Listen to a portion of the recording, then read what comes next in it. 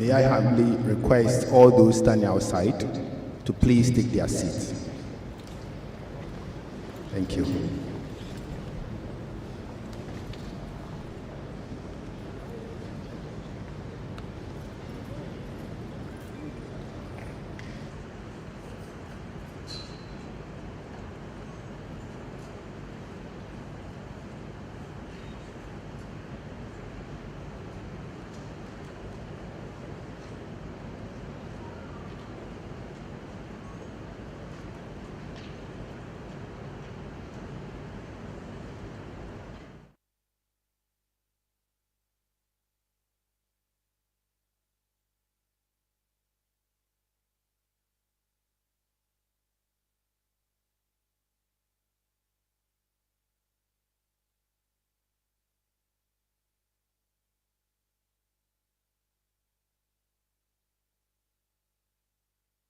Shall we please rise for the Vice Chancellor?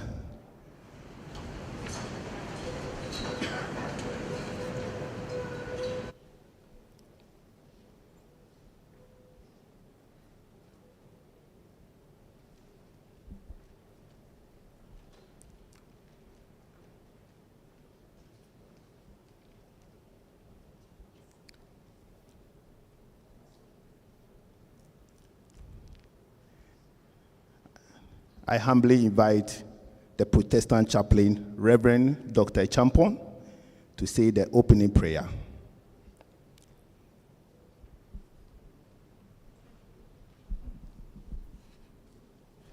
Please let us pray. Almighty and ever-living God, it is in you we live, move, and have our being. We give you all the praise and the thanks for the gift of our lives and the gift of this day. Thank you for the life of this great institution, and we bless your name for the various departments and faculties. We thank you for the Faculty of Law, and we thank you for the organizers of this great program. When as we are here for this lecture, we pray that your presence will lead, guide, and direct us. We are praying for all facilitators of this program, and we pray that you, the greatest teacher, will be here in our midst to teach us, so that this will add to our knowledge and contribute to the development not only of the law faculty, but to the university as a whole. This and many more blessings we ask through Christ Jesus our Lord. Amen. Thank you. Please sit. Thank you, Reverend.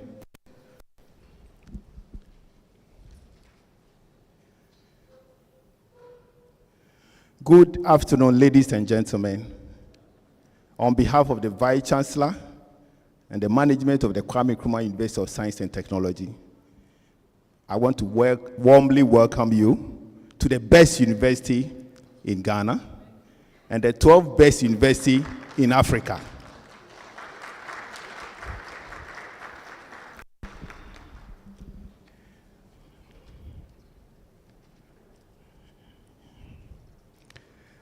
Today's occasion, we're going to witness the first KNUST Faculty of Law Eminent Legal Scholars Public Lecture Series.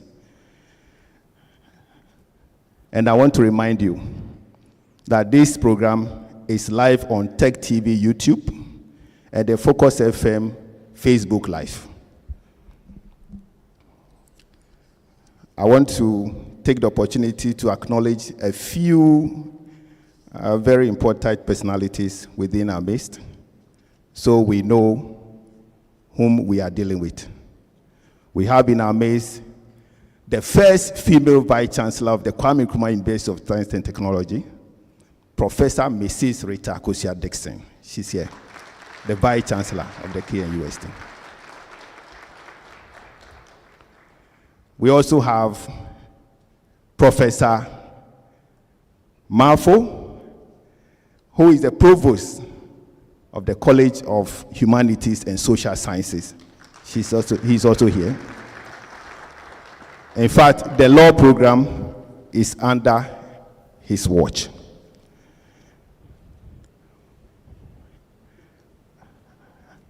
According to my list, we should also be having Honorable Godfred Yeboah Adabing, the Attorney General and Minister of Justice of the Republic of Ghana. I don't know if he's here.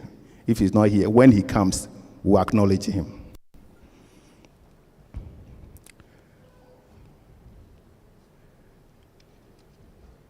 We should also be having Justice Richmond Osei, High Court Judge of Takoradi.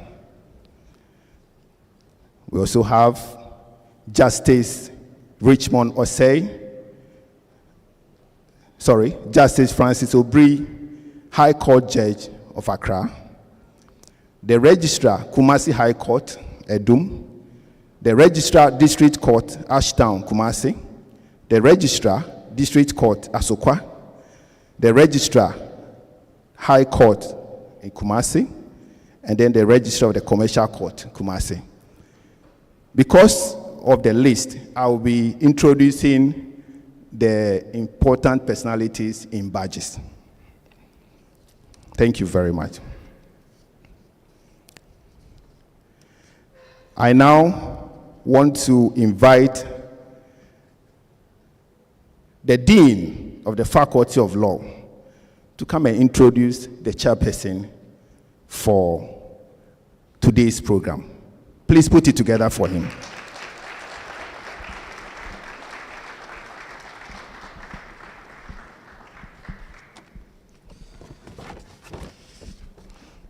Professor Mrs. Rita Akosua-Dixon, Vice Chancellor of Kwame Nkrumah University of Science and Technology, Professor Akumafo, Provost of College of Humanities and Social Sciences, Professor Ado, Director of Institute of Distance Learning, His Lordship, Sir Professor Justice Dominic Dennis Ejay, representing Justice of the Court of Appeal, representing His Lordship, Chief Justice of the Republic of Ghana,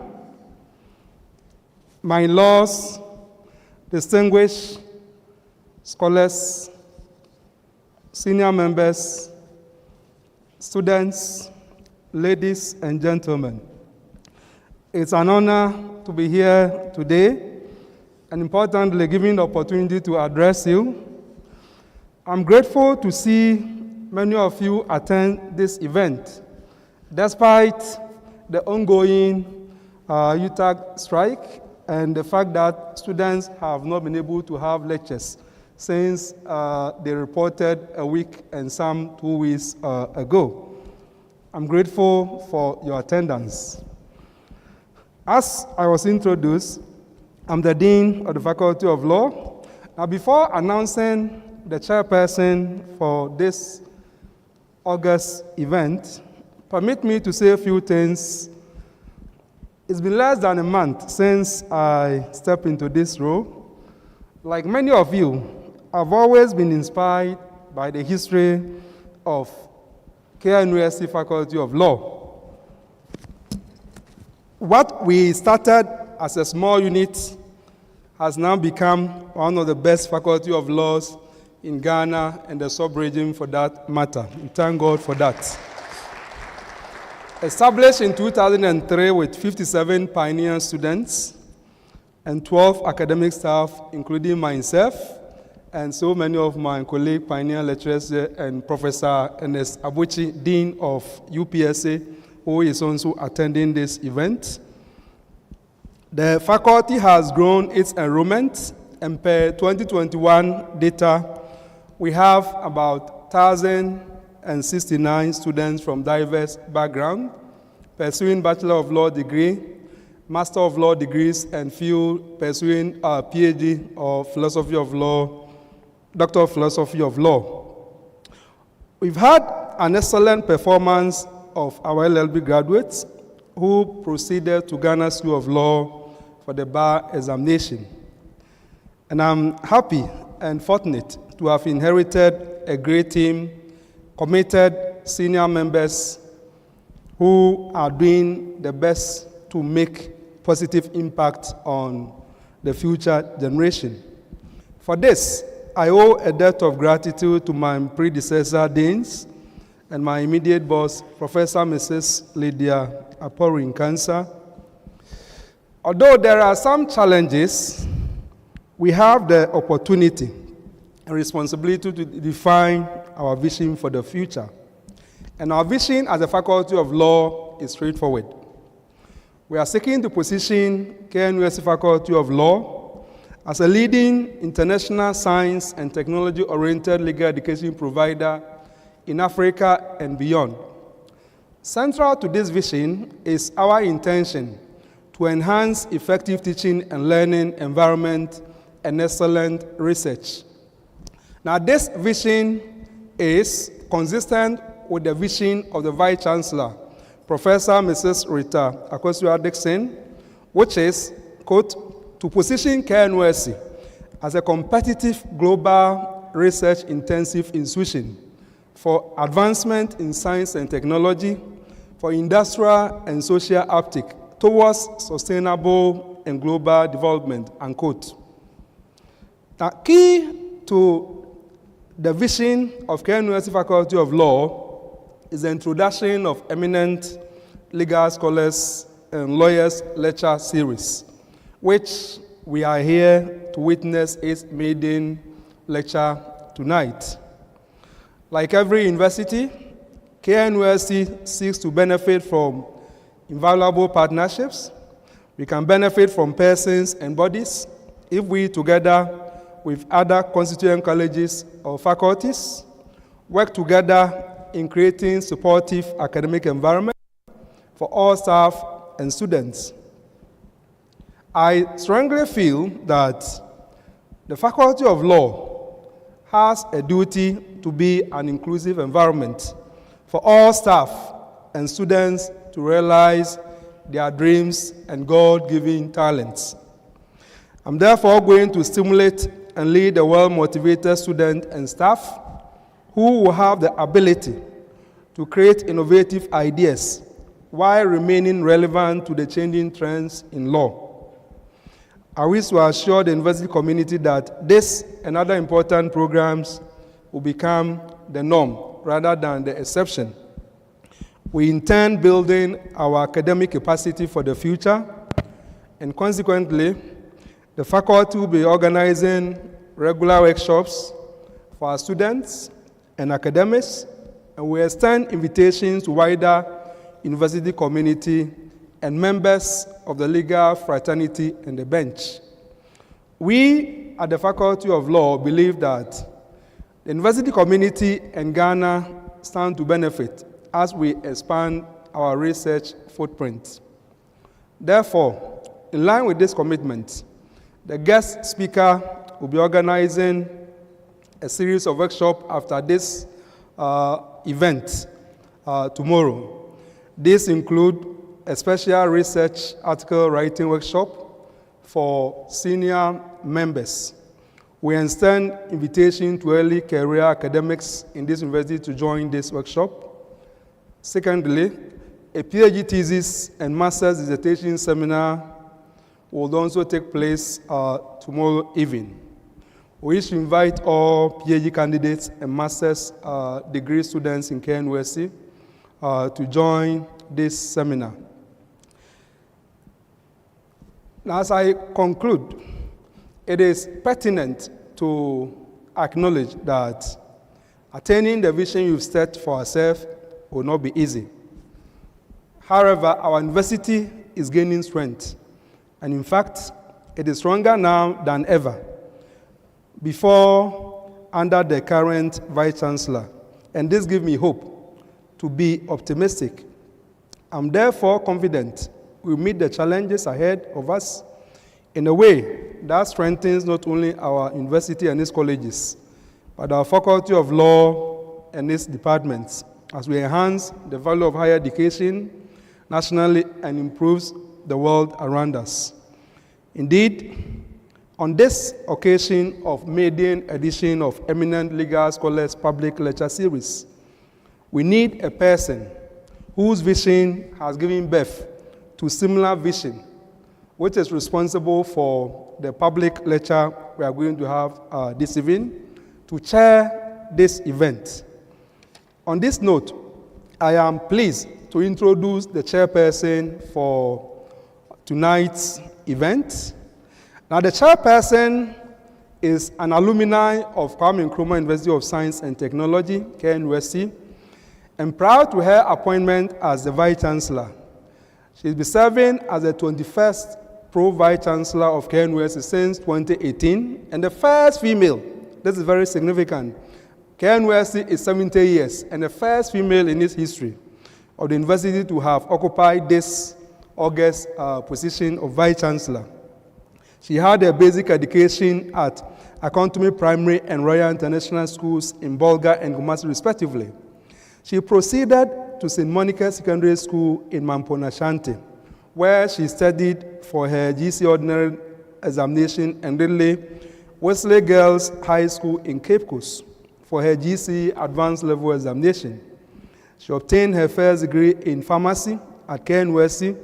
I was invited by the Department of Pharmacognosy, Faculty of Pharmacy, KNUST, to undertake her national service and subsequently a teaching assistantship position at the department, alongside her pharmacy council required hospital internship at the graduate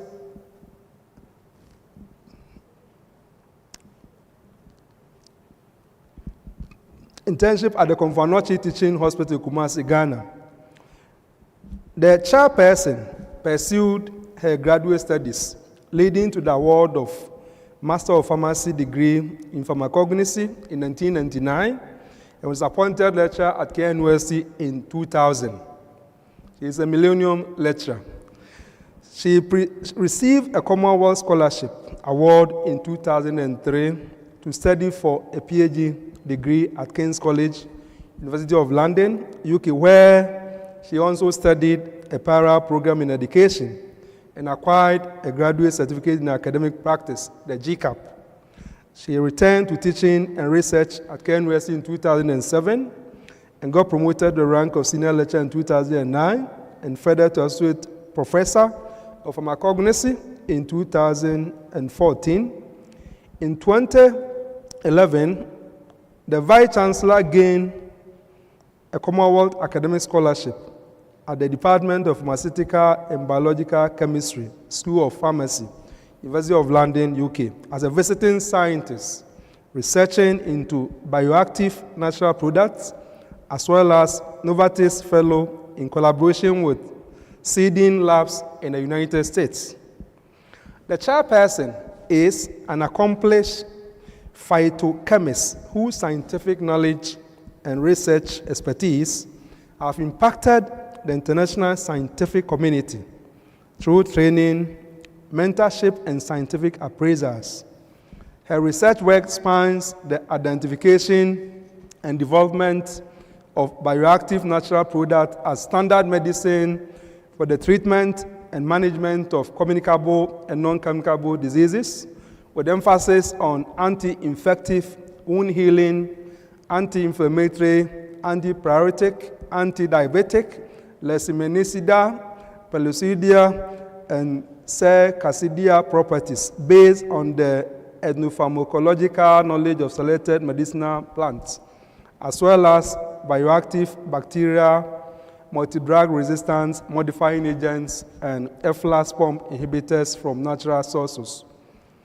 Her research output includes the isolation and structure elucidation of several novel bioactive natural products belonging to the following phytochemical classes, among others: Kazan, Furanoditerpenoides, cormorants, acolas, glycoside, flavonoids, and triterpenoids with potentials as leads in drug discovery. She is keen on phytopharmaceutical analysis and quality control of herbal medicines to ensure their safety and efficacy, with the conviction that Africans can reduce the continent's disease burden by focusing on and exploring the use of its flora and fauna to generate lead compounds and standardize extracts for drug development in fight against diseases. The chairperson has attended several conferences. As part of her professional networking and knowledge transfer partnership, the chairperson holds membership of the Society of Medicinal Plant Research, GA, International Society of Ethnopharmacology, ISEP, Phytochemical Society of Europe, PSC, and American Society of Pharmacognosy, ASP. The chairperson became the head of the Department of Pharmacognosy, KNUST-TEK, for 3 consecutive terms, from 2010 to 2013. She was elected Vice Dean and ultimately the Dean of Faculty of Pharmacy and Pharmaceutical Sciences, FPPS, between 2016 and 2018, emerging as the first female to be appointed to that position in the history of the faculty, nearly 70 years. Through excellent human relations and admirable interpersonal communication skills, the chairperson was able to mobilize financial and material resources to provide the needed infrastructure to support the Doctor of Pharmacy, PharmD, program, as well as making teaching, learning, and research in the faculty one of the best within the university. The chairperson has served on several statutory and non-statutory boards and communities within the university, Ghana, and abroad. The chairperson is passionate about demystifying STEM program for guests and training the youth into global transformational leaders through talks and other engagements. Her exceptional contribution towards education have earned her several awards, including Ghana Women of Excellence Awards, 2021 Outstanding Contribution to Tertiary Education in Ghana category, and Glaze Ghana Women of the Year Award, 2020 for Excellence in Education category. The chairperson loves cooking, exercising, hanging out with friends and families. She is a devoted Christian and married with 4 children. Ladies and gentlemen, on this note, I'm happy to announce to you that the chairperson for this event is Professor Mrs. Rita Akosua-Dixon. Shall we welcome her?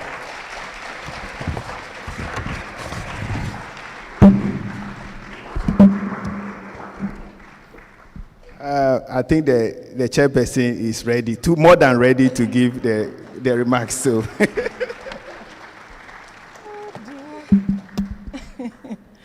oh my days, Dean. At a point, I thought we were turning the lecture into a phytochemistry, lecture. Thank you very much. Thank you very much. I guess the focus this evening is not on the chairperson. So we'll try and put the focus where it should be. One thing that you left out, Dean, is the fact that at the call to the bar, graduates of the Faculty of Law, KNUST, have been sweeping most of the awards. And I'd like to place that on record. Thank you very much. And let me just stand on the protocols that have been beautifully established already so that we save a bit of time. And just say that it is an absolute pleasure and delight for me to be given this opportunity to chair this very important meeting and also to welcome you. Of course, you've already been welcomed, but I would like to do it again to the best university in Ghana. And also, yes, thank you. And also to the first KNUST Eminent Legal Scholars Public Lecture Series on the topic, a very convenient marriage, law, and technology in the quest for economic transformation.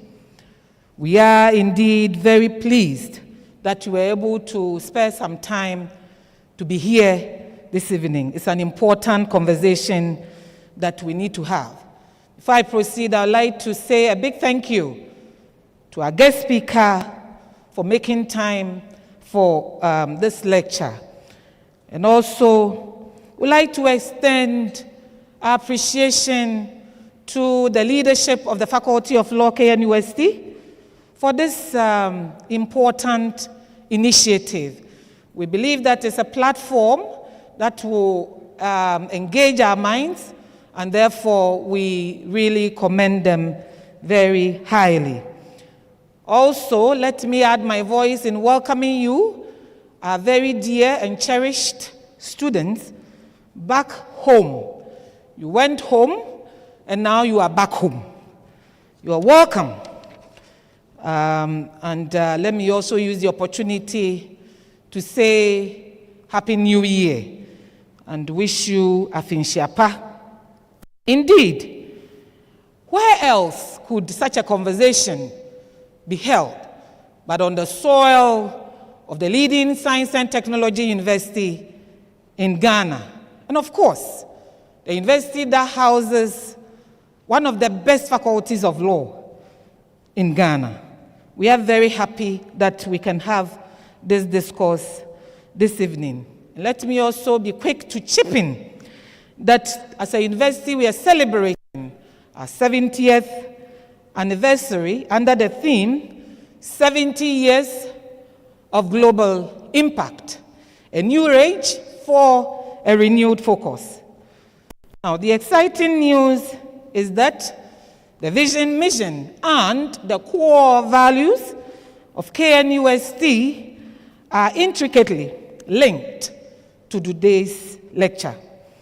Indeed, as a university, we appreciate very much our place as a convergent point for innovative ideas, and we are grateful once again to the faculty for this initiative.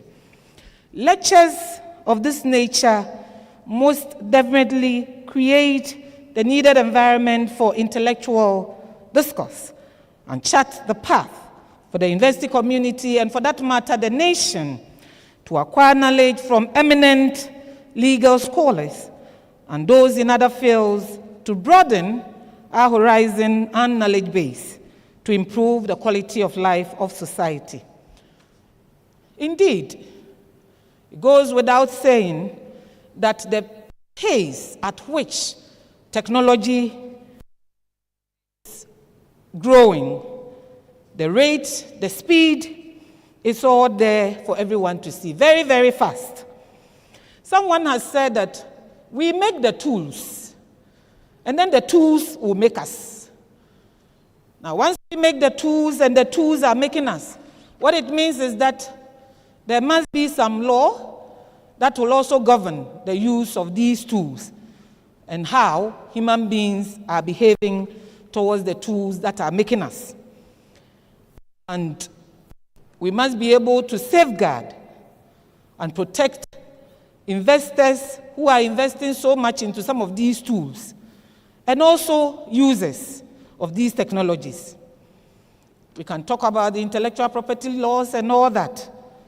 So this discussion tonight is very, very important. And you realize that with the advent of COVID, we know what that has done to technology and the rate and the pace of growth. I guess now it's safe to say that you see technology or you see society, then you must see technology. And once you see technology, then law must also be there. Does it mean that the rate at which technology is developing must be commensurate with the rate at which our laws must also grow to meet it at a point? Where indeed is the point of convergence for law and technology? Is there one at all? If so, is it a marriage of convenience or otherwise? And how very convenient is this marriage towards promotion of economic growth, transformation, and development? We could also ask, is the law technology and is technology the law? These are some of the balloons, I guess, that are around our heads. And I am so confident that we have the right person to ensure that by the time we leave this place, we will be very, very much relaxed, because a number of the questions on our minds will be answered by the expert. What is even more intriguing about the speaker for tonight is that he is an alumnus of this great institution. And that, I think you can do better with your clapping. Yes. And that goes to cement the fact that we are producing the best. As chair for the occasion, I have no doubt in my mind that this lecture will be a memorable one and a great experience for all of us. Because it's our hope that these lecture series will grow to become another of KNUST's hub for the exchange of ideas and experiences. May we all develop a deep awareness and interest in law and technology as an important tool for economic transformation by the end of this lecture. It is now my singular honor and pleasure to declare this lecture officially open and to invite the Dean, Faculty of Law, to introduce the speaker for the maiden edition of the KNUST Faculty of Law Eminent Legal Scholars Public Lecture. I thank you all very much. Thank you.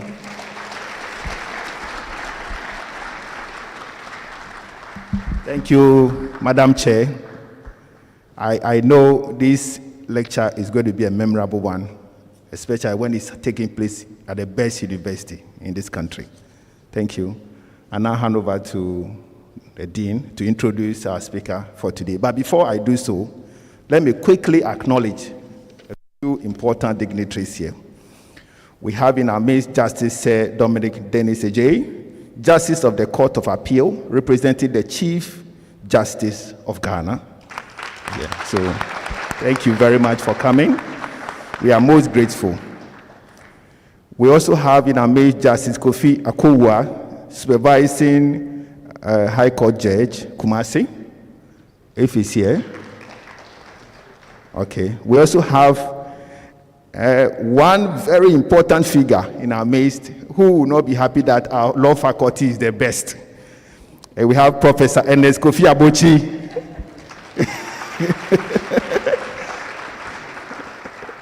I know you are not happy, but you will be fine.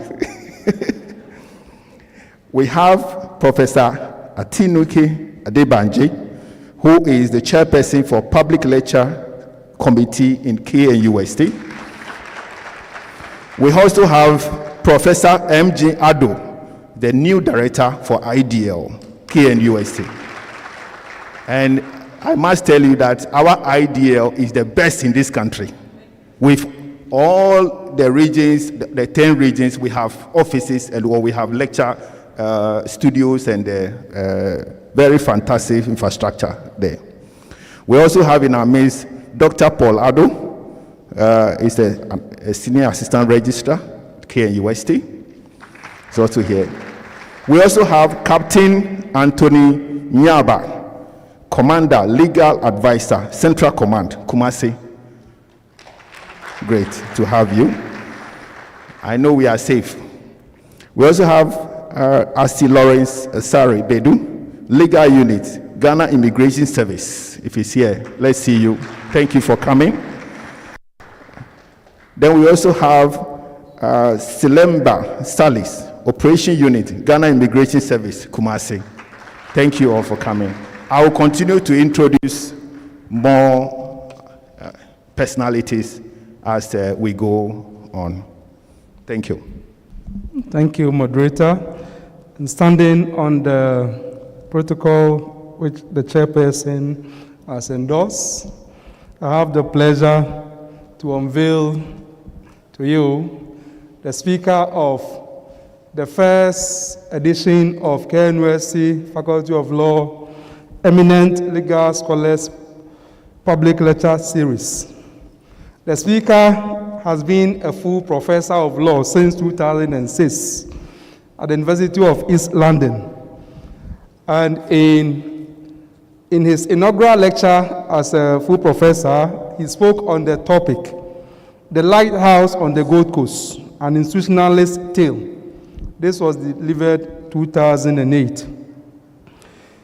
He had his PhD from University of Warwick in 2003, having defended his thesis titled The Institutional Transformation of the Economic Community of West African States. In 1991, he had his LLM from London School of Economics. The speaker has written many works, monographs, and various articles. He has his latest work, which is due to come out in 2022, the African Continental Free Trade Agreement, the development of a regional rules-based trading order. It's being published by the respected Routledge publishers. This monograph dissects the recently created African Continental Free Trade Agreement. It seeks to situate the agreement within the context of what the speaker called an emerging trade civil society in Africa, the tensions between state sovereignty in Africa, and the need for strong regional trade governance, and the increasing episodes of intra-African protectionism. And ultimately, the speaker in this monograph argues that the agreement is an attempt to strengthen the rule of rules in intra-African trade. It is remarkable to note that in 2016, the speaker had another important monograph titled African Unification, Law, Problems and Prospects, published by the respected Carolina Academic Press in Durham, North Carolina. And in that monograph, the speaker explores the law and problems arising out of measures to deepen political and economic integration in Africa under the umbrella of the African Union. And in that, the speaker attempts to move the debate beyond a description of the law towards an analysis of failure embedded within a wider range of social and economic explanation that continue to stifle the successful formation of this particular regional organization. Quite apart from these monographs, because of time, there are a number of monographs which the speaker has written and numerous peer-reviewed journals. You can just access the speaker by just typing his name, and it will take you to University of East London. Everything about him will be there for you to see. So I would like to save time for while we are here tonight. And on that note, I crave indulgence of the chairperson to announce to you that the speaker for tonight's Eminent Legal Scholars Public Lecture Series is Professor Kofi Otin Kufuor. Professor Kufuor, please.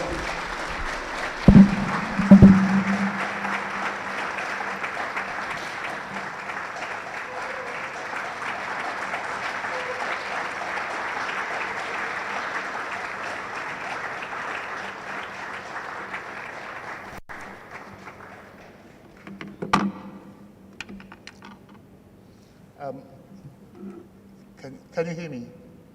Okay, thank you. Thank you so much for the invite to deliver this first lecture at my alma mater. I'm also an alumnus of the primary school and an alumnus of living my life here on campus where I was born. So it's the only place that I know. So thank you so much. And once again, congratulations to the Dean for standing on the broad shoulders of previous deans and moving the faculty forward. Okay, now to get straight to my presentation, the thrust of the presentation is that there is a close link that tends to be ignored, a close link between law on the one hand and technology on the other hand. They seem to be so disparate, so separate. Most people who are good at law are very bad at technology. And people who are good at technology, they don't like lawyers because they think they know everything. And I have always argued that the two live together, but sometimes we don't see. And the thrust of the presentation then is that the stunning technological developments we've had in this world since about the 1600s, about the 1700s, would never have been possible without good law. That's the first part of my presentation. And the second part of my presentation, because it's broken into two pieces, the second part of my presentation is that in modern times, technology has empowered people who are hitherto disempowered and enabled them to become effective lawmakers. And thus, the monopoly that the state had, that the elites had when it came to lawmaking, has been broken, probably for good. And that those on the fringes or the margins of society, sometimes they don't fully appreciate the power of their mobile phones, the power of their laptops, the significance of WhatsApp chat groups, the role of Twitter, etc. All these are tools of lawmaking. And so, whilst we do have parliamentarians, and we have the president, and we have judges making law via their court decisions, so on and so forth, there's a huge mass of lawmakers out there who, back in the day, couldn't really have an impact on developments because they were so disaggregated. But modern technology has brought them together and has made them lawmakers. And in this big mass of history and current times, we can see how a country's economic fortunes change when law has that convenient marriage with technology. So let's begin. Now, from the early years of legal education in Ghana, I think when Legon was opened as a law faculty, it was essentially a faculty where the so-called black letter law courses were taught. And for those who, I assume most of you are in the know, but black letter law courses are those courses that criminal law, tort, constitutional law, they go to the heart of legal education.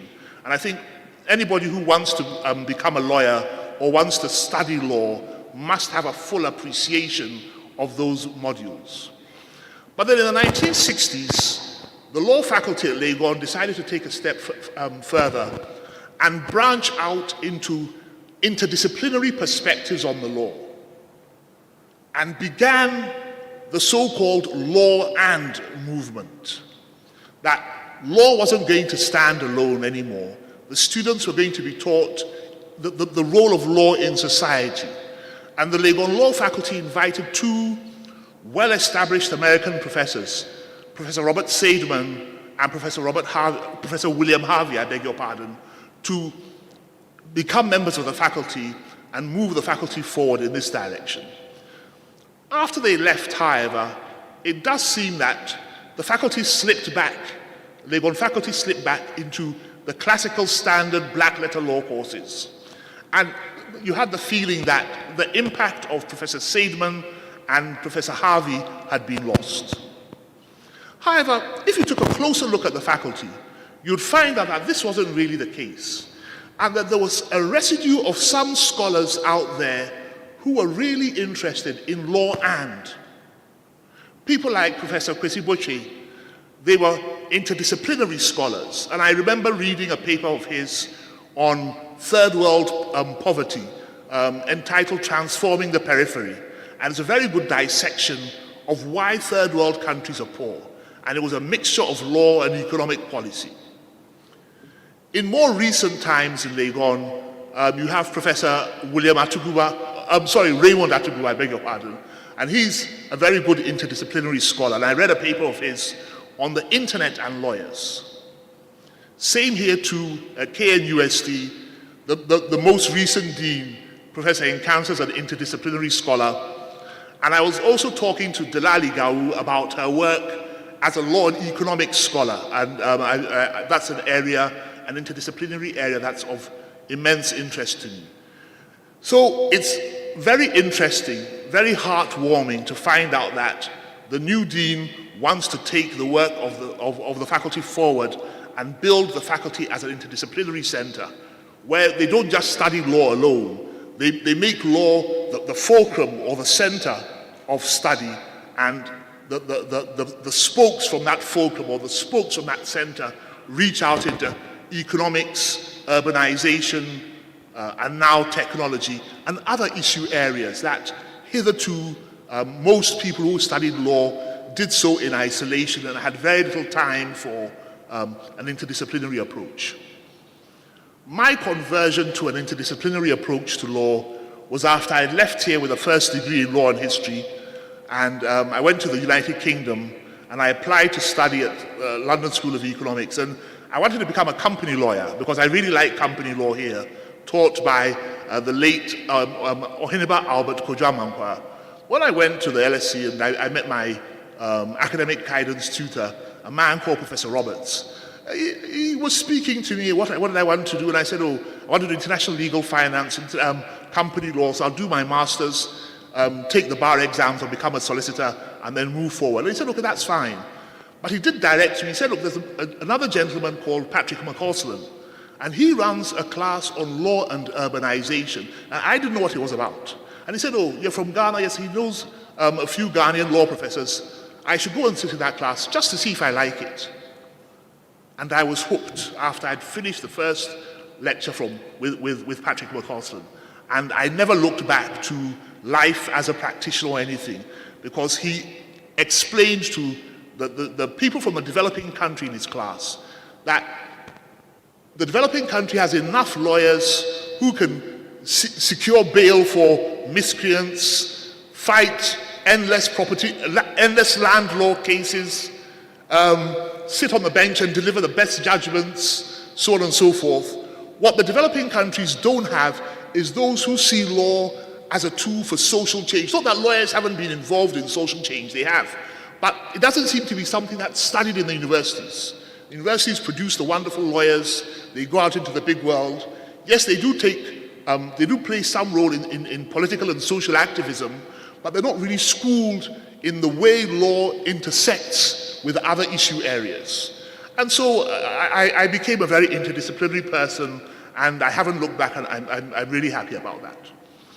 So today's class reflects my interdisciplinary perspectives. As I said, it's broken in two.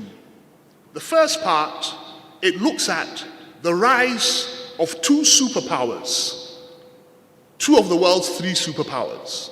Now, the current superpower, it might be a little bit in trouble, but it's still the global superpower. That's the United States. And our colonial heritage tells us that the United Kingdom was a previous superpower. But a lot of people do not know that the world's first global superpower was that little country, Holland. The Dutch were fantastic. They dominated the world. And why did they do so? My argument, and the argument out there by so many scholars, is that it was on the back of a combination of law and technology that took the Dutch to unbelievable heights. A small country has no natural resources, absolutely nothing. I don't really remember seeing anything made in Holland apart from those Philips sound systems back in the day in the 60s. But apparently before that, the Dutch were wonderful. In my readings, that's what I've come across. So how on earth did they do this? Why was law efficient as far as the Dutch are concerned? and inefficient for the rest of Europe at the time. Then we look at England and its industrial revolution. As far as the Dutch are concerned, even though the Dutch didn't trigger an industrial revolution, they did trigger a shipping revolution. The Dutch ships were the best. They went everywhere. South Africa, New Zealand, Indonesia, New York used to be called New Amsterdam, Aruba, they were on the coast of West Africa. Anywhere you went, you found the Dutch. What explains this? How come Dutch shipping was so fantastic that that little island, its ships were the fastest, the best? They weren't just the fastest and best for trading and exploring, they were militarily the best. And you read about the naval battles in Europe at the time, and the Dutch in the 1600s wiped out virtually any country's ships that it encountered. What made this little country so powerful? Again, as I said, it's a merger of law and technology. So let's see. The Dutch used to be a colony of Spain, and somewhere in the late 1500s, they managed to break away. When they broke away, they set up what has been called the Dutch Republic. Not that they wanted to be a republic at the time, and well, they're now a monarchy, but they couldn't find a king or a monarch to rule them. So for a while, the Dutch had no monarch, and it was referred to as the Netherlands was referred to as the Dutch Republic. What was unique about this entity that made it so powerful? And the law points us in the following direction, or the argument points us in the following direction. One, the governance of the Dutch Republic, or the Netherlands, or Holland, as sometimes we do say for short. Scholars of the history of that country will tell you that for about 50, maybe 100 years, observers were not so certain if in the 1600s the Netherlands was really a country, because it didn't seem to have a centralizing authority, didn't seem to have a centralizing power. As I said, it looked for a monarch for some time, it couldn't find one. And when it did find one, it didn't empower that monarch. The real power in Holland, in the Netherlands, was with the cities. Amsterdam, Zeeland, Rotterdam, 58 cities. That's where the power really was. With very little respect, I'd use that advisedly, for the monarch who they finally did get in the center, the centralizing power. Thus, the practice of monarchs in Europe at the time, which was moving towards acquiring more and more power, centralizing power in themselves, and disturbing market activity, terrorizing their citizens as far as their rights are concerned, that practice wasn't in place in Holland. The Dutch were a truly free people. The founding text of the Dutch Republic, the so-called Union of Utrecht, was a classical case of a modern confederation. Very little power in the center, all power to the cities. And the cities were run by the industrialists and the commercial classes. They wanted to invest in business. They wanted to expand economic activity overseas. So the last thing they wanted was law in place that would stifle or stunt economic activity, that would stifle or stunt industrial activity. The Dutch ruling classes were industrialists and merchants, as I said, and they governed in accordance with the aim of improving the wealth of the cities in which they lived, and of course, the wealth flowing down to less fortunate people in the Dutch republics. So that the Union of Utrecht, the founding text, set the stage for legal or institutional efficiency within what is now Holland or the Netherlands, stayed the hand of the government. This was done on the back of the Dutch experience under the Spanish. The Spanish were also a very powerful country, but very authoritarian, very absolutist in their rule. And when the Dutch broke free, they vowed never again would they live under such a political arrangement. This was therefore very beneficial, not just by empowering the cities, but a second aspect of Dutch life was that, or Dutch political life, Dutch legal life, was toleration, what we would call today human rights. Under Catholic Spain, such toleration had not existed. Under Protestant or Calvinist Holland, such toleration was the norm. Respect for freedom of association, respect for freedom of speech. More important, the independence of universities. The Dutch established the University of Leiden in 1575, and some observers will tell you that's where globalization began. So many scholars flocked to Leiden. They came from far and wide, fleeing the authoritarian rule in their various European countries, and they settled in Holland. They had knowledge of physics, maths, astronomy, so on and so forth. They were critical to the Dutch shipping revolution. There were also other aspects of Dutch life, industrial life, like textiles, so on and so forth. But shipping was critical, and these scholars who came from far and wide, they gave impetus to shipping technology. They were the first industrial district called Zaan, if my pronunciation is correct, arose at this time. Any scholar who wasn't happy with the knowledge he was producing because conservative forces in his home country were not too comfortable as he sought to overturn the stable orders that conservative forces really like, that scholar, that scientist, that mathematician, that astronomer could come to Holland, could come to Leiden, build clock or invent clocks, or improve clocks, improved windmills, help design ships. Dutch ships were such that they cost, because of the efficiencies of Dutch technology, they cost less to build than ships from other countries.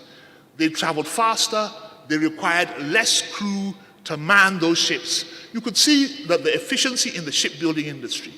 And we trace this back to the conducive setting in Holland that made for a large number of scholars, a large number of people to come to Holland and invest their knowledge in that country.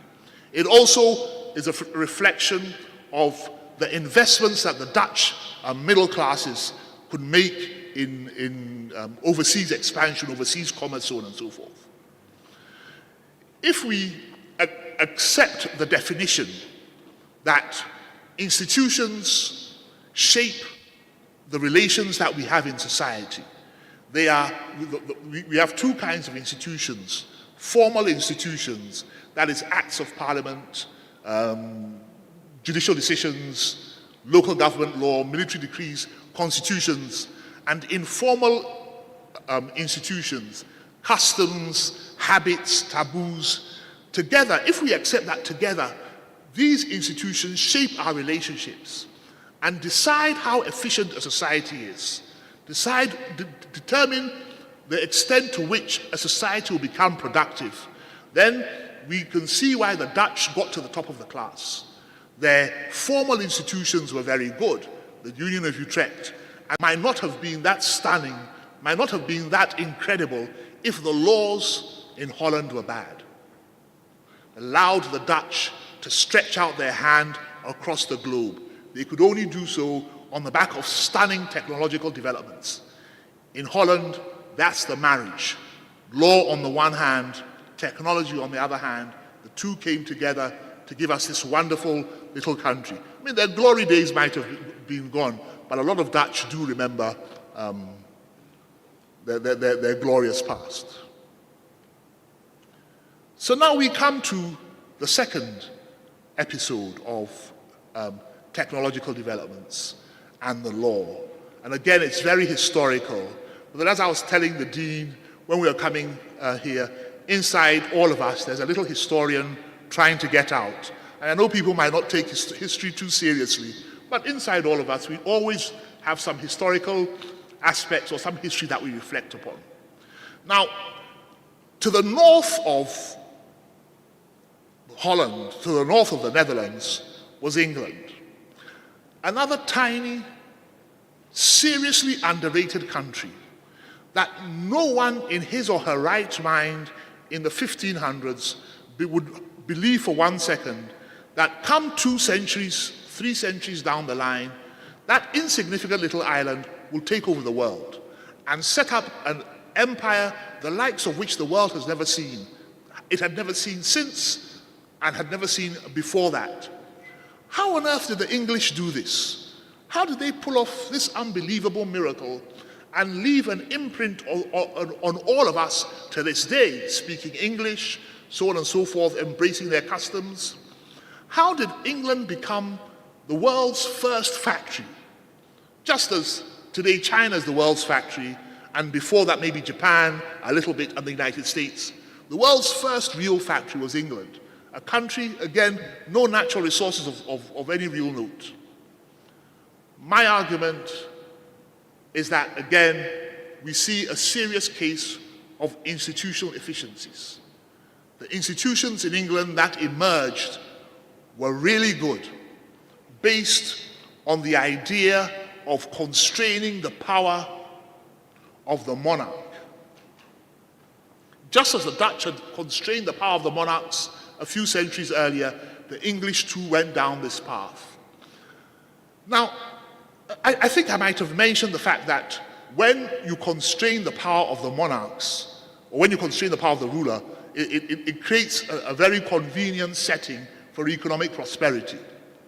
The ruler tends, I hope there's no government minister here or something, but or current government minister or past government minister, but you see, rulers, they tend to have a big, I'll use the word advisedly, a big tax appetite. Because I know tax is a bit of a sensitive issue right now. But they tend to have a big tax appetite. And they tend to favor their favorites, passing legislation that will favor certain interests, even if those interests are not as efficient as delivering economic objectives as one would like them to be. To put it simply, the more open an economy is, the more you sweep away privileges, the more likely you are to prosper. Across Europe, this wasn't the case. European monarchs had acquired immense power in the 1500s. How had they acquired that immense power, and why was it problematic? They had acquired that immense power. I might be going off tangent a little bit here, but they acquired that immense power on the back of the technologies at the time. And the technologies at the time had allowed the law to change. It might not have allowed the law to change for the better, but it still did allow the law to change. What technology was that? The development or the acquisition of cannons. Now, cannons might, or well, they are certainly out of favor now. I'm sure anybody would tell you. But 6 centuries ago, cannons were devastating in their ability to destroy your enemies. Now, in the Middle Ages, this was the situation in Europe. You might have a king or a queen, but the king or queen was a primus inter pares, just the first among equals. Anybody who's visited the United Kingdom or any European country will see so many castles dotted across the countryside. Those castles were owned by barons who were rivals to the king, who could mobilize their own armies and pose a threat to the monarch. So the monarch was constrained a little bit. But as cannons became more and more efficient and more effective, those castles that were once defensive arrangements became sitting targets for the power of the person who owned the cannons. And the monarchs were able to acquire most cannons, blow away the castles or threaten to blow away the castles, and force all their rivals to submit to their authority. This gave us the concept of sovereignty that a lot of people use, maybe without fully knowing where it came from. The lawyers among you will let you know that around the 1500s is when legal theorists were beginning to talk about sovereigns. They came on the back of technology.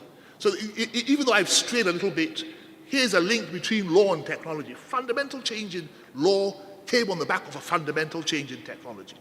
So that by the 1500s, this was the situation in Europe. And as I said, the Dutch, they managed to get around this problem.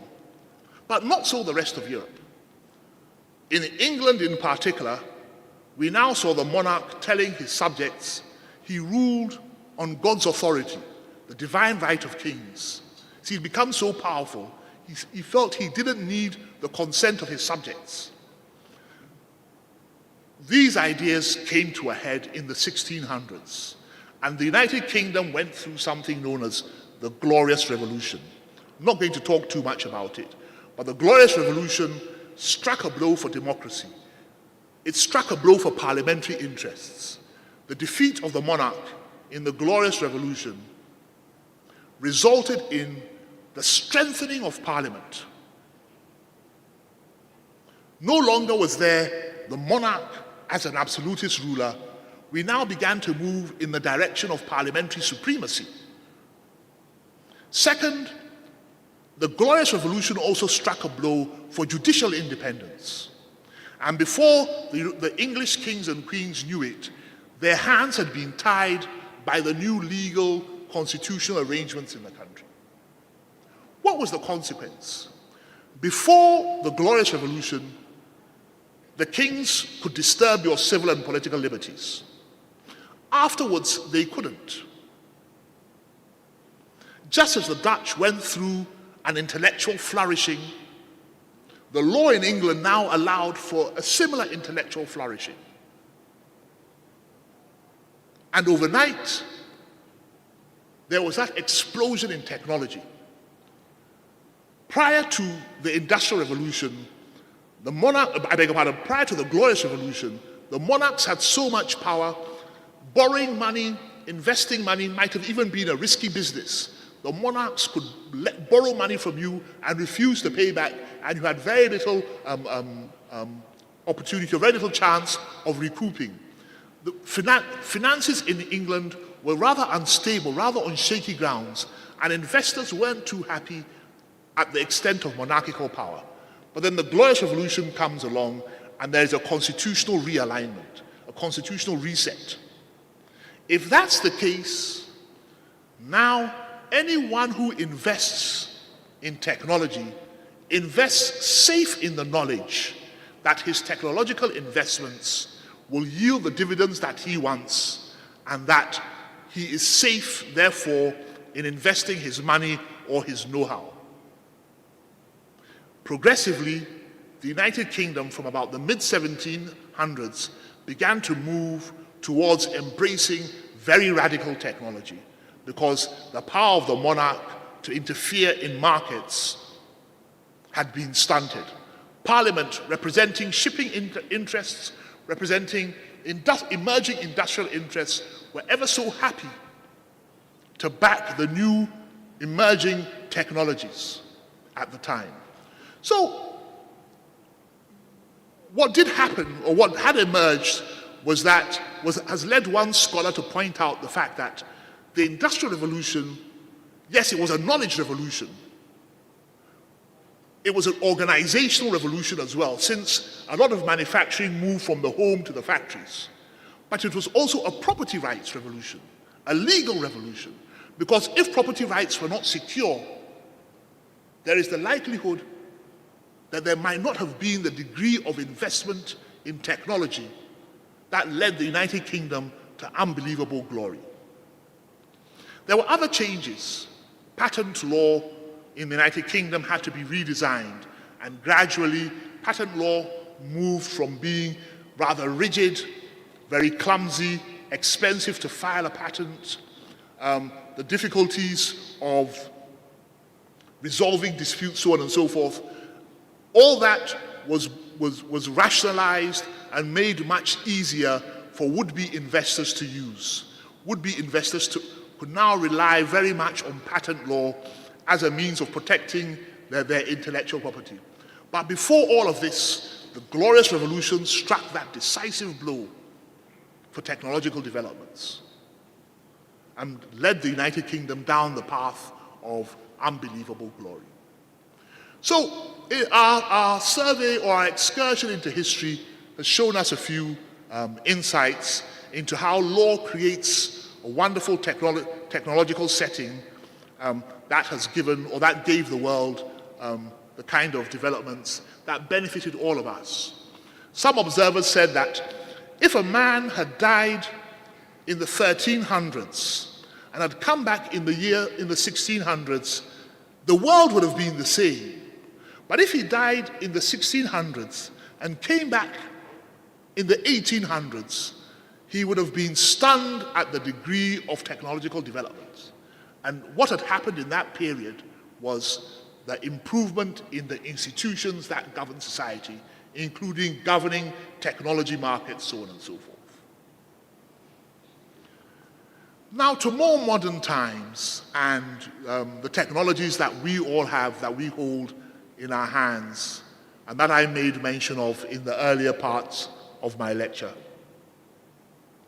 How have modern technologies intersected with law to make our lives better, and to transform our economies and make our lives much better? I think there are a number of ways. First of all, in the production of what we call public goods. What are public goods? Public goods, they have two qualities. One, when you use public goods, you cannot prevent others from using the same public goods, like breathing air. I cannot, unless of course I want to break the law, I cannot prevent my next door neighbor from breathing air. That's a classical public good, or enjoying the sunlight. That's one main characteristic of a public good. And then a second characteristic is that my consumption of a public good doesn't lessen your consumption. Like me using the internet at home doesn't mean you can't use the internet where you are. Or again, me breathing air doesn't mean you can't breathe air either. So the argument is that public goods, they allow for the so-called free rider. Because they are out there to be consumed by all, private individuals tend not to want to provide public goods. I'm not going to build the road from Accra to Kumasi, invest my money so that you come along and drive on it, and say, this road is good, who did it? I'll leave this to the government, to the state. That's why the government collects taxes from all of us. And it provides the public goods, and it can protect public goods, determine how they are used, so on and so forth. Law is also a public good. Once Parliament passes laws, the laws are to the benefit of all of us. It can pass laws on banking. The fact that you don't have a bank doesn't mean the law doesn't benefit you. If you want to set up a bank, there's the law that Parliament's passed. Modern day technology has upended this ability or this monopoly that governments had over the production of public goods, and has moved us in the direction of a much better quality of life. Why do I say so? Simple. Now that we have technology, we are able to coordinate our actions much more easily. You see, the one advantage that a government anywhere has is that it's a small group of well-organized, well-disciplined people who can meet in Parliament, meet in the executive mansion, decide the direction legislation will go, and produce that legislation. The mass of people in a country, 30 million in Ghana, 200 million in Nigeria, maybe a billion in India, so on and so forth, it's difficult for them to coordinate their activities. Because they were disaggregated, fragmented into minute atoms, production of public goods by private parties was practically impossible until somebody came up with mobile phones, the internet, WhatsApp, Twitter, so on and so forth. And suddenly you realize that coordination is easy.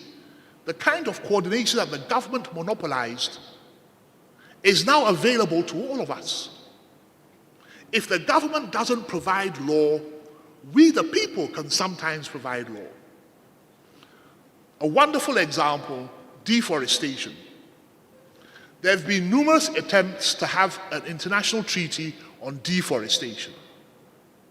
Excessive deforestation is bad for any economy. The principles of sustainable development will tell you that you're best consuming resources at a moderate rate so that there's enough resources for future generations. But as far as deforestation is concerned, it's been well nigh impossible to have a global treaty, simply because the main countries that have the bulk of forests are refusing to sign up to any international treaty because they think that this might not be to their advantage, as it will require them to scale back on their timber cutting activities. There is a private organization, the Forest Stewardship Council. Doesn't involve governments, private parties. They've come together and have more or less drafted a treaty on deforestation, on the use of timber from forests. And if timber comes from forests that are not sustainably managed, there is a mark that you get or you don't get. In effect, through the use of technology, they've been able to coordinate activities and do what governments have refused to do for all these years. They've given us the Forest Stewardship Council, the certificate. They have a mark or a certificate on goods coming from forests that are either sustainably or not sustainably managed. And the Forest Stewardship Council has immense legitimacy because of the mass of people who've participated in this initiative. So it's an aspect of international environmental law that is not really international. It's rather people-oriented or people-determined.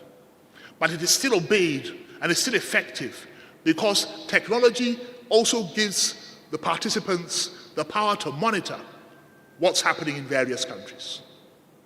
So it's an example of the provision of public goods, but not being provided by a public authority. Then, of course, in our normal everyday lives, in the transactions we carry out across the globe, in the past, doing business with somebody, unless you knew the person, doing business with somebody could have been a bit of a tricky venture. The cost of doing business that economists refer to as transaction costs, finding out the reputation of someone, checking if the person is the kind of person who pays his debts, if he lives up to his contractual obligations. Is he who he really says he is? Negotiating contracts, monitoring post-contractual activity. All of that was very difficult. And all of that came under the umbrella of transaction costs. The history of prosperity in the West, in addition to technology, is the history of the reduction of transaction costs. Now, transaction costs haven't gone out of the window, but thanks to technology,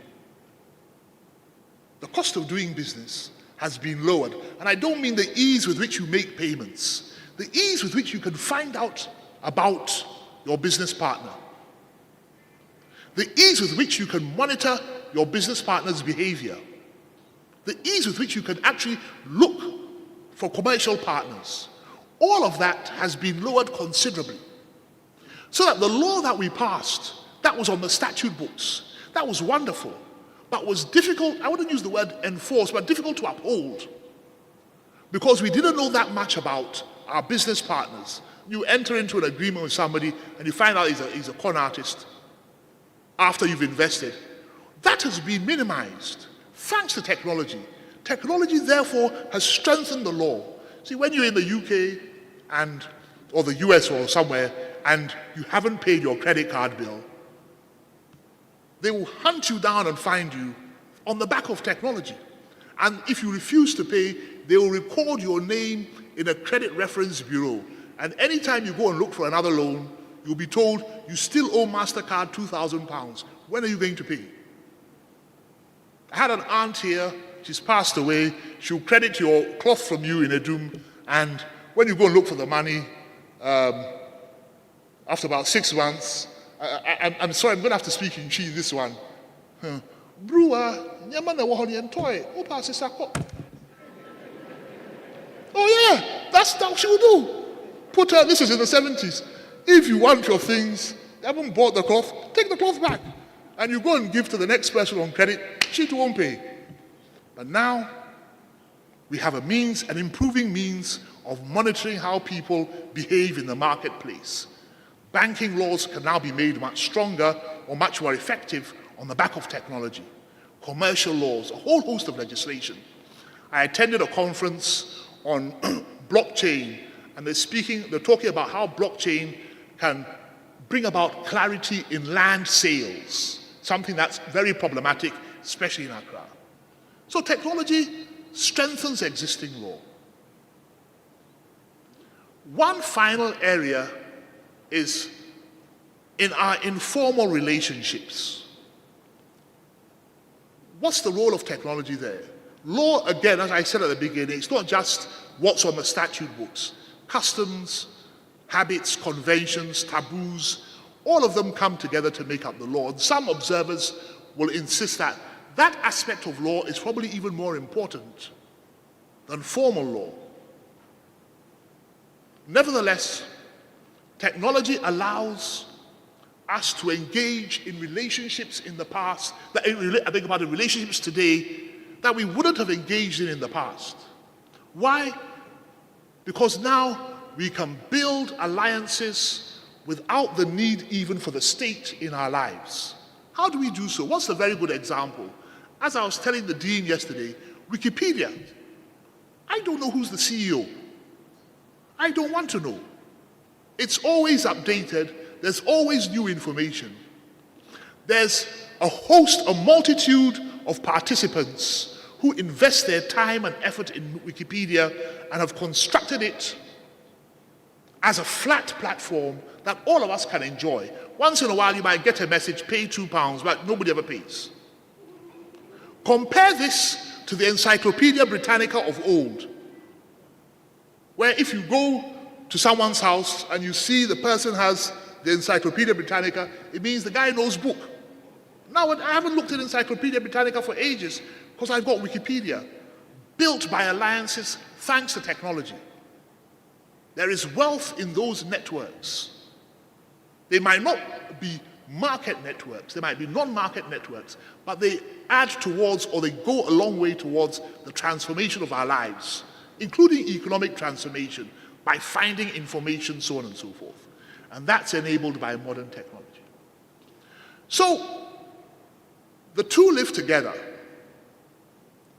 As I said at the beginning, we might not really know this, but the two actually live together. Law births technology, and technology helps reinforce the law. And if any society is looking to transform the economic fortunes, either on a grand scale or even on the smaller relationships, the smaller day-to-day relationships of its people, it will be good to look at how the two sit and work. Thus, it's a wonderful thing to hear that the law faculty wants to move down this path, move into the area of interdisciplinary research, and add technology, economics, history, so on and so forth, politics, urbanization, to help understand law as we know it. So thank you.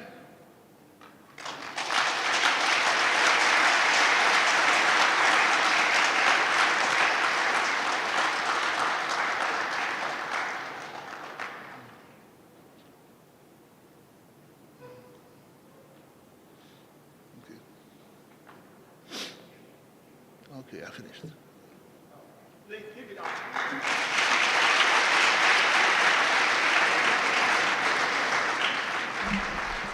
Thank you so much, Professor. Please, you can take your seat and wait for questions. I see when I walked down, I saw a lot of people writing many questions. So we're going to give opportunity for people to ask questions. Thank you so much for that in-depth discussion, Professor Kofi Otin-Kufuor. But before I open the floor for questions, I have one question for you, Prof. I see you are a visiting professor to many universities.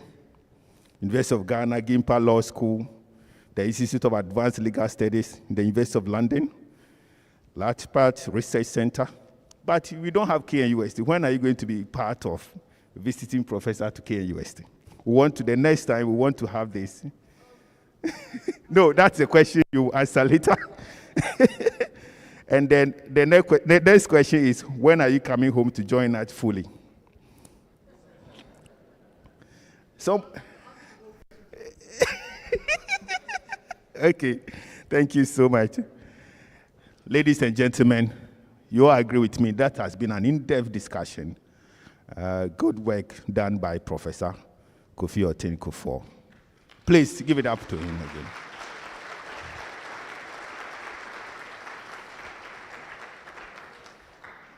As I was sitting there, a friend whispered to me that Professor Kofi Abochi was one of the pioneering lecturers at the law faculty here before they stole him away.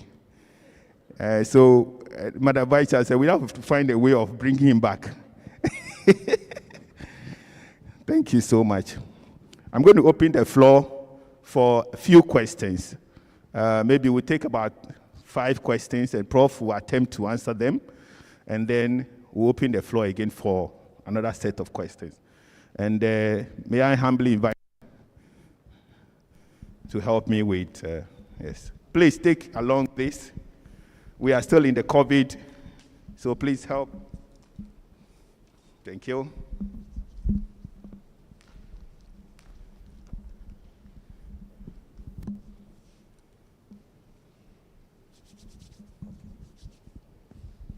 My name is Dr. Sondem. Prof, thank you very much. This is a very good delivery. The example that you cited, particularly Holland and England, it reminded me of a saying by the Dutch that God created the world, but the Dutch created Holland. You will also agree with me that one of the best public international lawyers, in fact, the father of international law, Hugo Grotius, made an impact, particularly in maritime law. And the Dutch, if you are talking about the history of world hegemons, the Dutch came before the English, and the English came before America. So they seem to be, your analysis of the issues are confirmed by the historical records. It is an issue that most of us have never averted our minds to. And I'm told that when the law faculty was being established in this university, which is science-dominated, a lot of people were, why would you come and establish a law school in a predominantly science institution? People didn't see the link. People didn't see the link. And these days, much of the talk that much of the conferences that we are having are towards the legal reforms, or reforms in the legal education. And there is that kind of connection between the law and technology. So I think the topic that was selected is quite appropriate. Thank you very much. We will take the next question or contribution. Next question, contribution. Yes, you just show us your hand a little bit, and then we'll bring the mic closer to you. Thank you. My friend wants to make some comment, so please give it up to him. Well, because you made some comments about me, that I was jealous, KNUST Faculty of Law is the best in Ghana. I actually said that to the dean in private conversation today, because you were right about the fact that I was one of the foundation lecturers, and I'm very honored to be here in the midst of Mr. Sondem, Mrs. Moher, Mr. Adomako Kwache, the dean himself. We were foundation lecturers, and we started on the corridors of the Great Hall at the back here. And we had to move anytime it was raining because it was a corridor. And eventually we were moved to a place, I'm not sure it's still there, but we were shepherded around, and they used to call us the sheep because we didn't have a place of permanent location. So I feel a part of the KNUST Law School, with whom I am not in competition. Very much. Yes, and I have to finally, I just wanted to say this, but to thank the speaker, Professor Kofi Kufuor, who has not only eloquently spoken, but indeed I would like to acknowledge the fact that he has actually nurtured a lot of Ghanaian academics. He has been a chain or a conduit to the Journal of International and Comparative Law, the Africa Journal of International and Comparative Law, through whom many academics have been nurtured. And I think that his presentation today further cements that mentorship of young Ghanaian academics. And so I would like all of us to acknowledge that. It's important. Thank you. Thank you very much. Thank you very much. P, you said you are not in competition with us. Thank you so much. God bless you.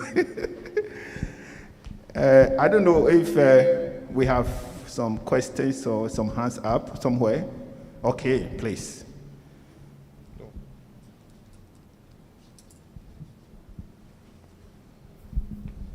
All right, thank you very much.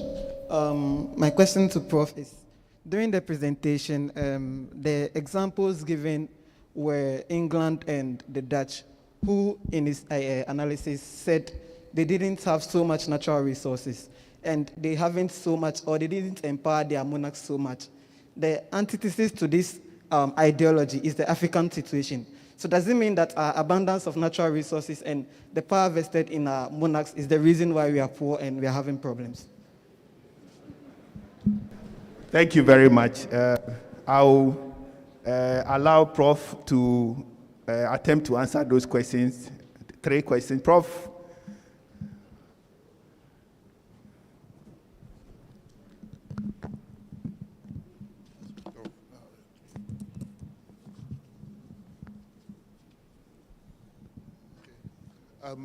Thank you for those questions. I think I can answer the easy ones first. As far as my colleague in the SMOC is concerned, wherever Hugo Grotius is, he should forgive me for not mentioning his name. You see, because, as I said, technology and the law, they have that link. And as the Dutch began to dominate the seas, Grotius came up with his laws that justified or that explained the freedom of the high seas, much to the anger of other nations. And again, as I said, because the technological developments were making the Dutch ships much more efficient. And he also wrote about the laws of war and peace. So it's for these reasons that he's the father of international law. So it goes very much to what you said. And thanks to Prof. Abochi also for the confidence in me. But as far as the gentleman there is concerned, he's asking a question I can't answer. Some countries have wonderful natural resources like the United States, and they've done so well for themselves, and Canada as well. Other countries, I'm not going to mention names, but it's been seriously problematic that they don't have natural resources. I beg your pardon, they do, but they haven't really made the necessary strides. I think the law is important in this instance, that if the law is bad, no matter the resources that you have, you're not really going to get that far. And even if you don't have resources, but you have good law, I think you're onto a win. I think countries like Japan and now even China and Botswana, Botswana has diamonds, yes, but they're not really that resource rich as so many other countries. But the point is, their laws are good. Whilst other countries, they have huge deposits of crude oil, but they can't seem to extend the benefits to the rest of their citizens, and that might be because their formal laws and informal laws are bad. So that's the explanation I'd give. But that's a whole new lecture for another professor to come and deliver at some time in the future. Okay. Thank you very much, Prof. I'd like to inform you also that we have Mr. Kwame Owusu-Sechere, the president of the Ghana Bar Association Ashanti branch, in our midst. Thank you very much for coming. God bless you. The owner of Toyota Yaris AS742219, please. It looks like you are blocking someone. If you can help move the car from where it is currently, we'll be grateful. Thank you so much. We'll continue with the next question. Okay. Yeah. Good evening, Prof. My name is Reverend Father Kenneth Collins Bonsu. I really wanted to perhaps see how you were going to advise the Ghanaian as far as our constitution and our law-making efforts are concerned in this regard, given how technology can help in our current laws and in effect help in our amendments in the current constitution we have, or perhaps some people are also arguing that we should even abolish totally our current constitution so that we may have something that will worth our while to perhaps ginger our development. Thank you. Thank you very much. I saw Professor Charles Mafo wants to ask a question here, please.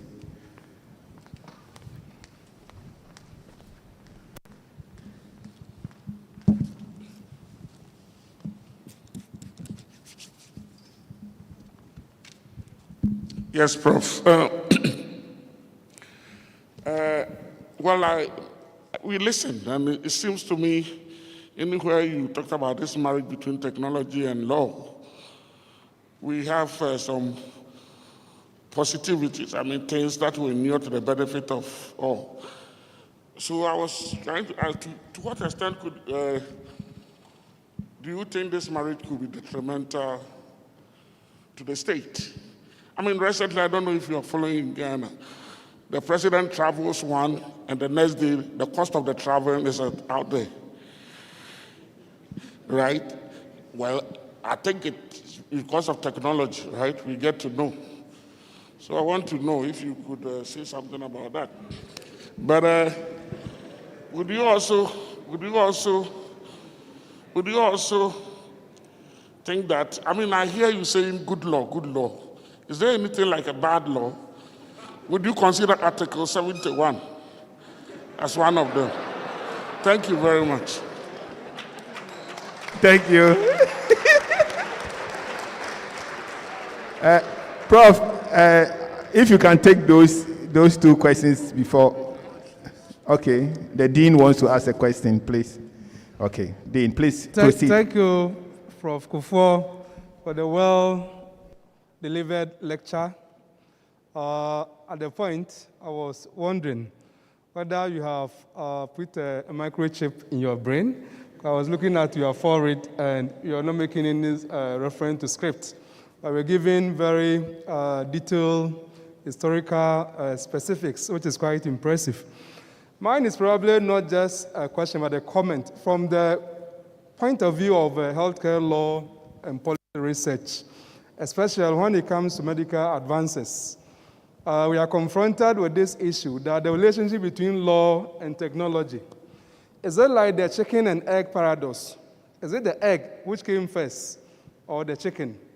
Is it the case that technology is because law says so, or technology happens and then it poses challenges to certain aspects of human affairs, certain aspects of norms, morality, and so on. And for that matter, the law must come in to define the boundaries for technology. Does technology propel itself, or it is a law which stimulates the growth? These are rhetorical questions which I do not ask for any specific response. Right. But just for information, the speaker is a external examiner and also visiting professor to our Faculty of Law for many years. Okay, thank you.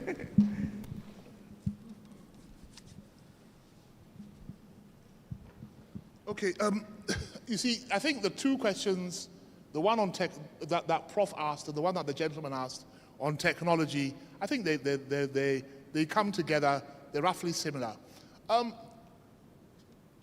But first of all, I don't think the Constitution is a bad Constitution.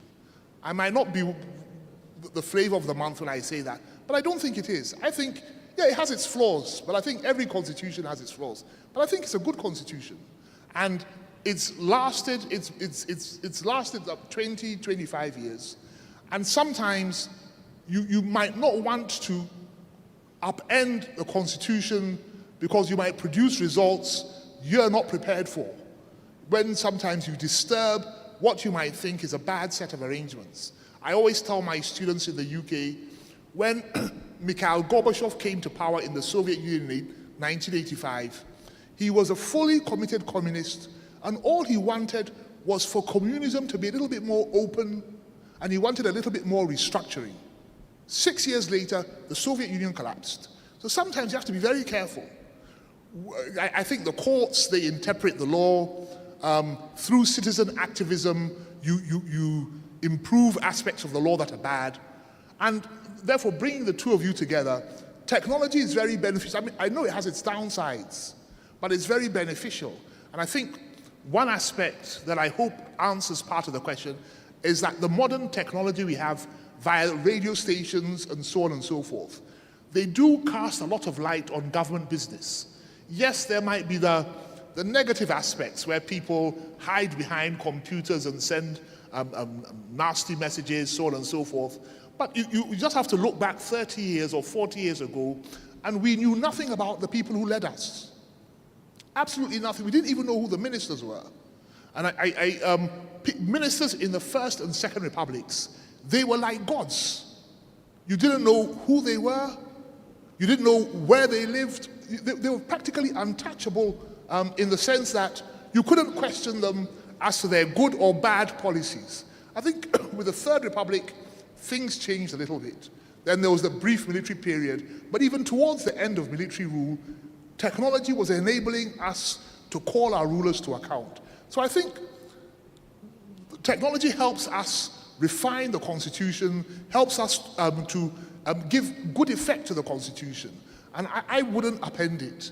And the issue of transparency, something we have to live with. You know, I know there's the bad side, as I said, but generally speaking, those radio stations, they're good. I listen to all kinds of radio programs, so News File, Kwamsefa, and I get so much information from them that I wouldn't have gotten, watch the TV, so on and so forth. Ministers coming on TV and explaining points, that's something that nobody really knew about 20, 30 years ago. But look at what's happened. So I think, all in all, the technology, it's been very beneficial for our constitutional order. In countries that don't have this transparency, you might think those countries they look stable. But I always say there's a difference between stability and repression. And once there is some turbulence in the system, you find out that what looked like a stable country wasn't stable at all. And the institutions, all the organizations come crumbling down. Whilst for us, I think we're stable. We're not ruled. We're not ruled in an authoritarian manner. And so I think we should leave things as they are and live with the bad aspects of technology. Thank you. I'll take two more questions. Two more questions. Two more questions. Mine is not a question, it's a comment that I would like to make in addition to what Prof has delivered. There was a question as to whether the Constitution has outlived its usefulness. When we are interpreting Constitution, we don't interpret it like any other document. We interpret it as a living organism capable of growth. What are the things that we take into consideration? We take into consideration time, circumstances, technological advancement, and social development. So these are the four critical areas that we take into account whenever we are interpreting Constitution. So to say that a Constitution has outlived its usefulness, then it is suggesting that it has become so obsolete that nothing can be taken out of it. And even though we admit that some portions may require amendment, yes, we have physical policies. When they change that one, you cannot use interpretation. You need physical amendment to change them. Thank you. Thank you. Thank you.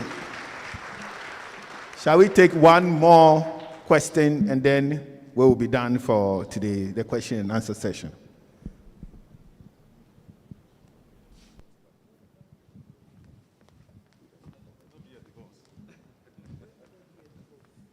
I'm surprised the students are not asking questions. I was thinking you were going to be asking questions, so.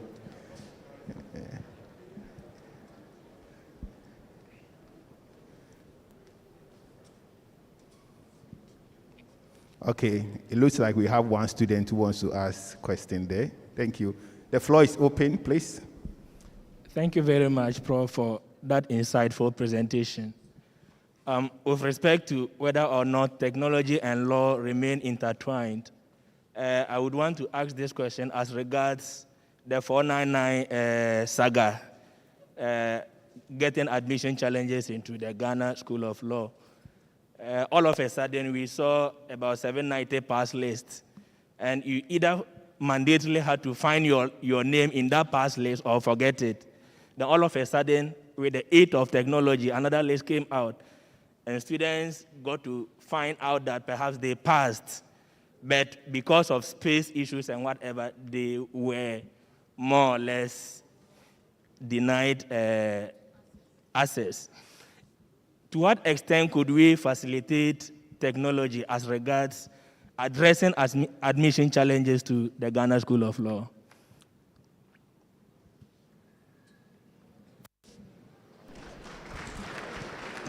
Thank you. Any more questions? Any more questions? Okay, there's another student there. Oh, okay. Okay.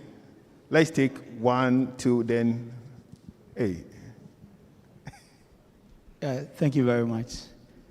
This evening, we are being lectured on the law and technology. And I believe about 2 to 3 years ago, a lawyer was summoned before the GBA, that is the Ghana Bar Association. And my question this evening is, are lawyers not supposed to advertise their works on social media, which is a tool? Thank you very much.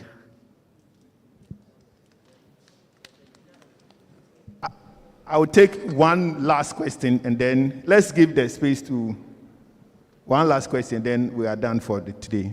Any other question, post it, and we will send the reply to you later.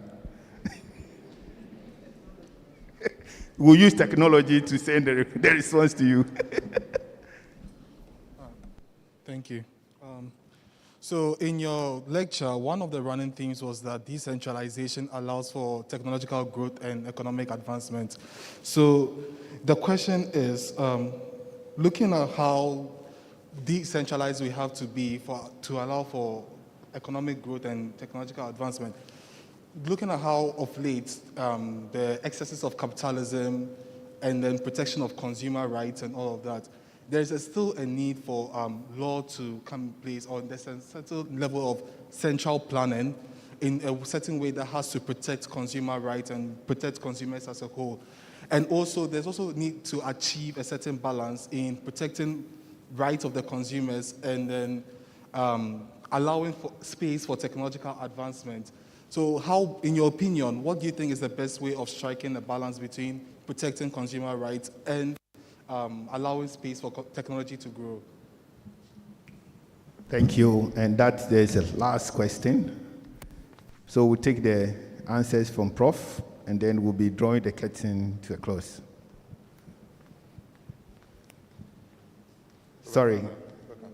It's okay.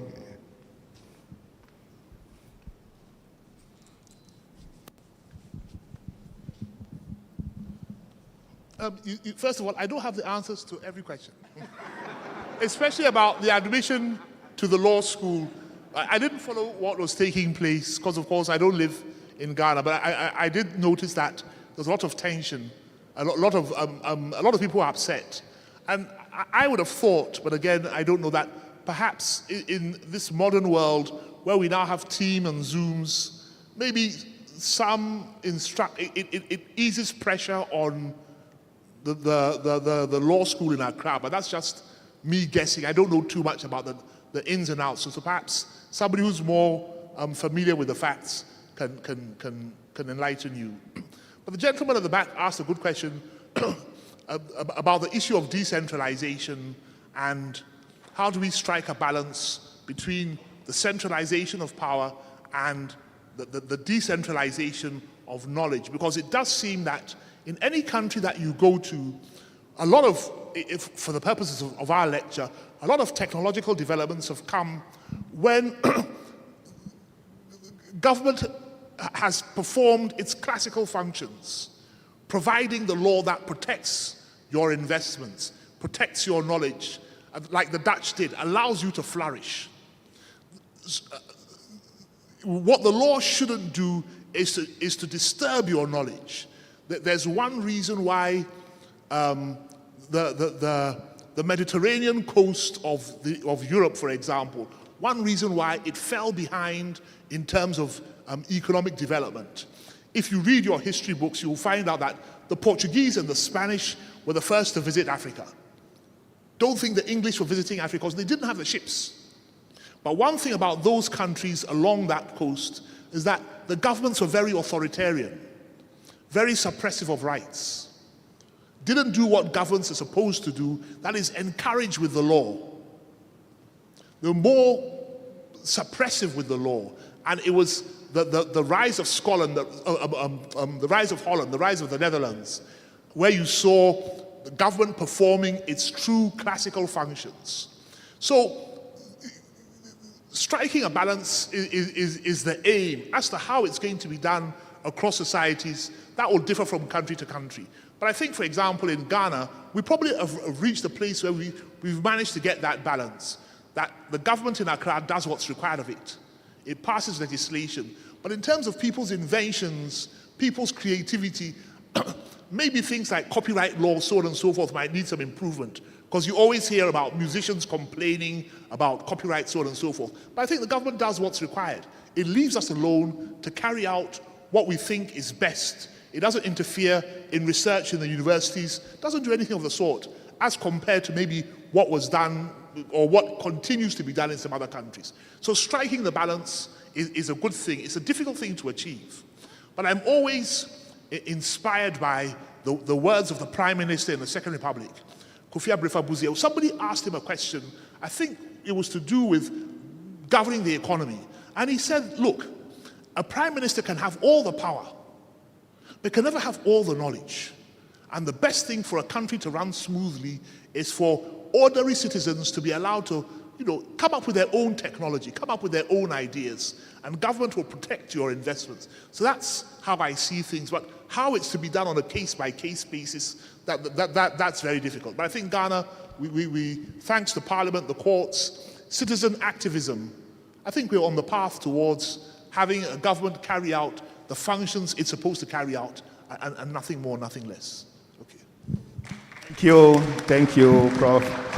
Thank you so much. Please do it better for him. Do it better for him. Do it better for him. All too soon, we have to draw the curtain on today's program. What I gather is that there is a lot of appetite for more of such engagement, and means that we'll have to be doing this very often. Madam Vice Chancellor and Chairperson for today's engagement, with your permission, I'd like to invite the Provost of the College of Humanities and Social Sciences, Professor Charles Marfo, to give us the closing remarks. Please welcome Professor Charles Marfo.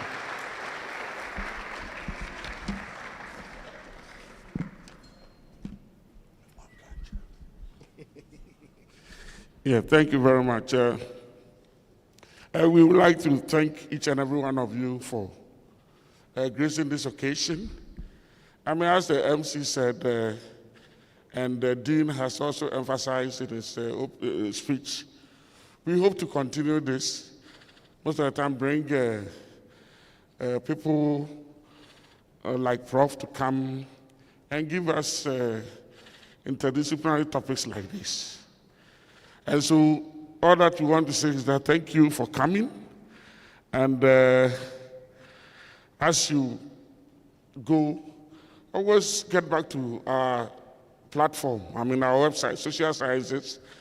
The Dean of the Faculty of Law told you, there's a new whole thing we are doing at the college.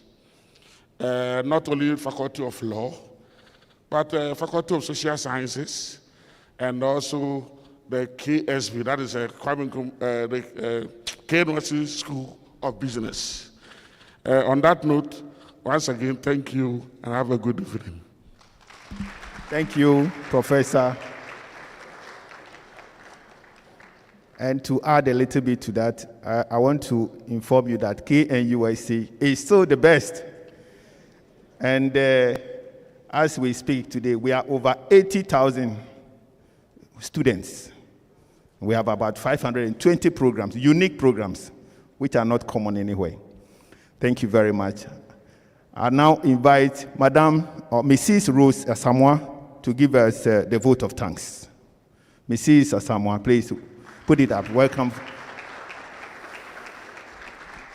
After which, the Catholic chaplain will say the closing prayer, and then we can depart.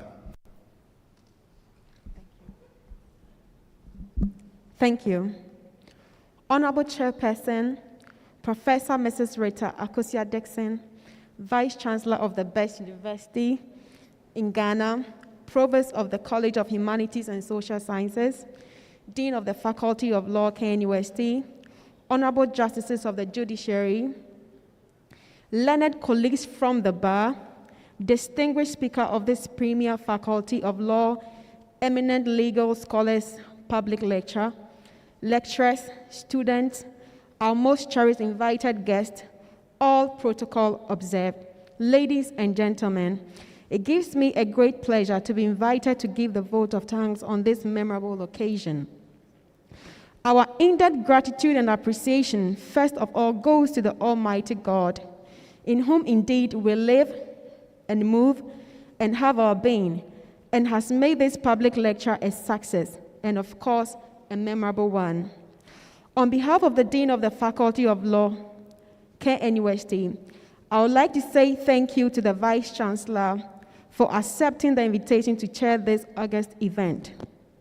Again, on behalf of the Dean of the Faculty of Law and the entire university community, I would also like to express our profound appreciation and gratitude to Professor Kofi Oten-Kofor for accepting the singular honor and invitation to be the speaker of this premier KNUST Faculty of Law Eminent Legal Scholars Public Lecture.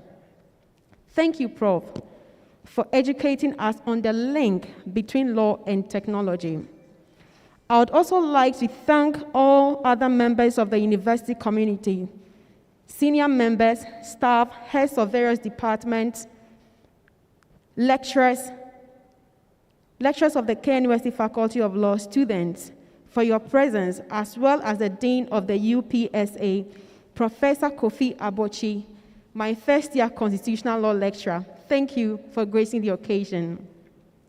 The next appreciation also goes to our distinguished and most valued invited guests, members of the judiciary, learned colleagues from the bar, representatives from the military, and the immigration service. On behalf of the Dean of the Faculty of Law, KNUST, I would like to say a big thank you for honoring the invitation. To the organizers of this successful event, a big thank you to you. And I say, God bless you for relentlessly working hard behind the scenes to ensure that this program is a success. And also, a big thank you to the Tech TV crew for capturing this program and employing the tools of technology to make sure that people outside of this auditorium are also viewing this program. Thank you. Finally, I would like to leave us with a quote from the speaker that there is a close link between law and technology, and the two should not be seen as a separate discipline.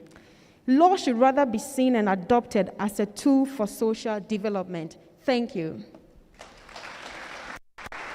Thank you. Thank you, Madam. Madam Chairperson, I'd like to invite Reverend Father Anthony now to say the closing prayer. Thank you for coming. God bless you.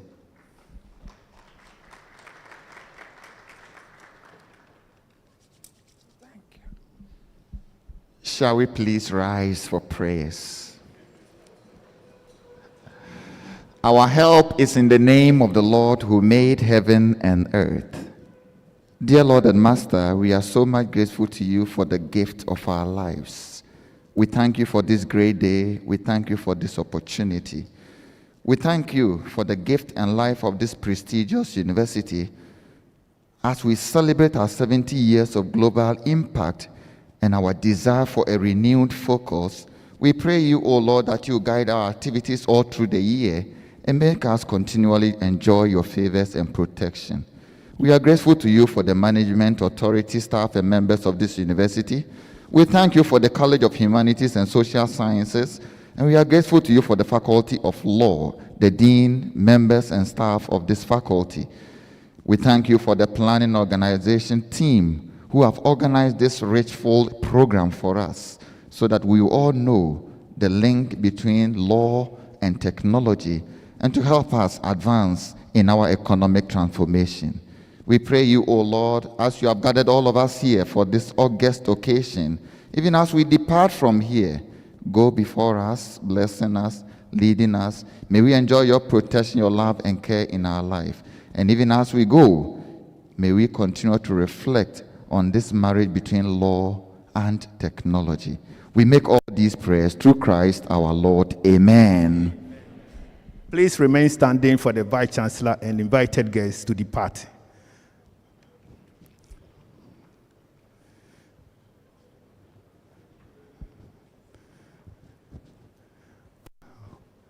All those I couldn't acknowledge, please forgive me because of lack of time. Thank you very much. See you next time.